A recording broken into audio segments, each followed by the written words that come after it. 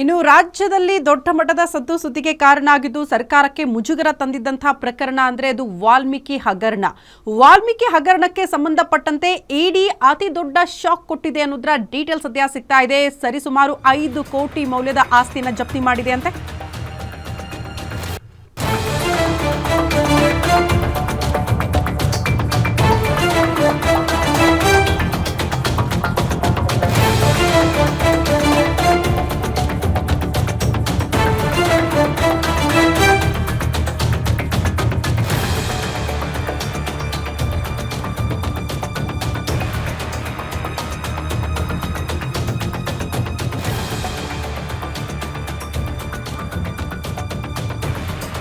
ರಾಜ್ಯ ಕಾಂಗ್ರೆಸ್ ಸರ್ಕಾರಕ್ಕೆ ಸಾಲು ಸಾಲು ಸಂಕಷ್ಟ. ವಾಲ್ಮೀಕಿ ನಿಗಮ ಕೇಸಲ್ಲಿ ಸರ್ಕಾರಕ್ಕೆ ಅತಿ ದೊಡ್ಡ ಶಾಕ್ ಎದುರಾಗಿದೆ. ವಾಲ್ಮೀಕಿ ನಿಗಮ ಕೇಸಲ್ಲಿ ಇಡಿಯಿಂದ ಬಿಗ್ ಬೇಟೆ ಕೂಡ ಆಗಿದೆ.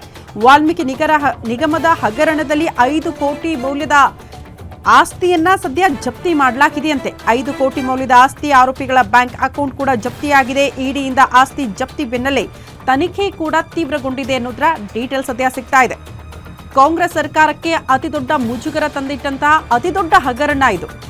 ವಾಲ್ಮೀಕಿ ಹಗರಣ ಸರ್ಕಾರಕ್ಕೆ ಭಾರಿ ಮುಜುಗರ ತಂದಿದ್ದಂತಹ ಪ್ರಕರಣಕ್ಕೆ ಸಂಬಂಧಪಟ್ಟಂತೆ ರಾಜ್ಯ ಸರ್ಕಾರದ ವಿರುದ್ಧ ವಿಪಕ್ಷಗಳಿಗೆ ಮತ್ತೊಂದು ಅತಿ ದೊಡ್ಡ ಅಸ್ತ್ರ ಸಿಕ್ತಾ ಇಡಿಯಿಂದ.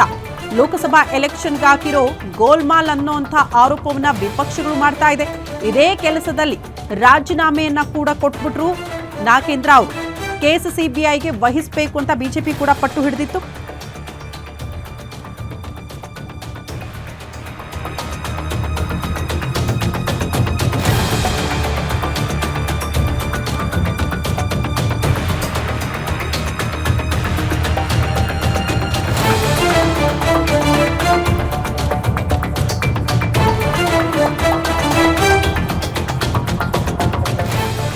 ರಾಜ್ಯ ಸರ್ಕಾರದ ವಿರುದ್ಧ ವಿಪಕ್ಷಗಳಿಗೆ ಮತ್ತೊಂದು ಅಸ್ತ್ರ ಸಿಕ್ಕಿದೆ. ಇಡಿ ದಾಳಿ ಜೊತೆಗೆ ಆಸ್ತಿ ಜಪ್ತಿ ಮಾಡಿರುವ ವಿಚಾರಕ್ಕೆ ಸಂಬಂಧಪಟ್ಟಂತೆ ಲೋಕಸಭಾ ಎಲೆಕ್ಷನ್ಗೆ ಈ ಫಂಡ್ ಅನ್ನ ಖರ್ಚು ಮಾಡಲಾಗಿತ್ತು ಅನ್ನುವಂತಹ ವಿಚಾರ ವಿಪಕ್ಷಗಳು ಬಿಡಿ, ಅದು ಜಗಜಾಹಿರ ತನಿಖೆಯಿಂದಲೂ ಕೂಡ ಆ ವಿಚಾರಗಳು ಬೆಳಕಿಗೆ ಬಂದಿದೆ.